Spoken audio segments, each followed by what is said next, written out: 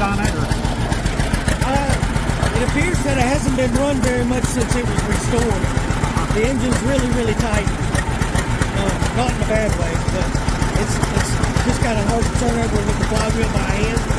Other than that, I think somewhere in shipping, the plug wires came undone and they put them in the wrong spot on the magneto, swapped it around and fired right up.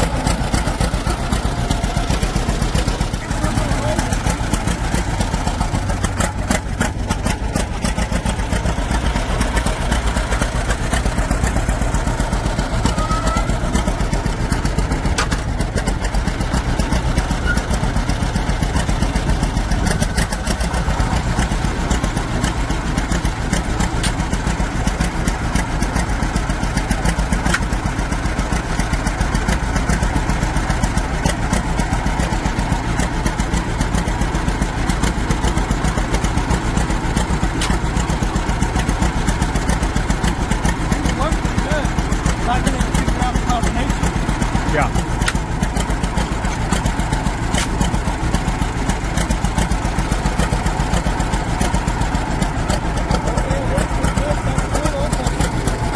Good oil. Where's that?